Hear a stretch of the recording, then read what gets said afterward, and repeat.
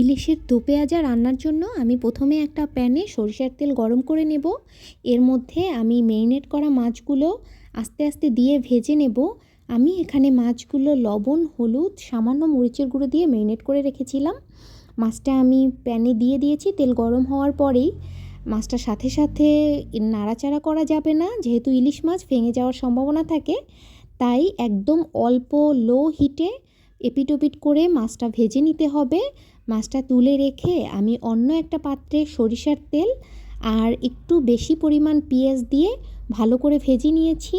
পেঁয়াজটা ভাজা হয়ে গেলে এর মধ্যে আমি রসুন বাটা, হলুদ, মরিচ গুঁড়ো আর সামান্য একটু জিরা পাউডার মিক্স করে আমি এটা খুব ভালো করে কষিয়ে নেব। একটু শুকনো হয়ে গেলে আমি সামান্য পানি মিক্স করব।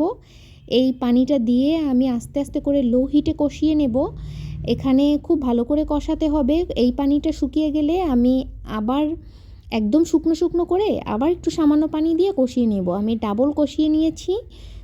এটার টেস্ট তাহলে ভালো আসে। এই যে তেলটা উপরে ভেসে উঠেছে, আমার লবণটা দিতে ভুল হয়ে গেছিলো। এই পর্যায়ে আমি লবণটা দিয়ে দিয়েছি। এখন আমি পরিমাণ মতো পানি দিয়ে মাছগুলো দিয়ে দিব। মাছটা আমি লো হিটে রান্না করেছি। ঝোলটা একদম শুকনো শুকনো করব, আমি বেশি ঝোল রাখবো না। এই যে আমার রান্না প্রায় শেষ। এই পর্যায়ে আমি কিছুটা কাঁচামরিচ দিয়ে দিব। দেন আমি আর একটু রান্না করব। আমার ঝোলটা মনে হচ্ছে একটু বেশি, তাই আমি এখানে কিছুটা পেঁয়াজ বেরেস্তা দিয়ে এটা আর একটু জাল করে নিয়েছিলাম।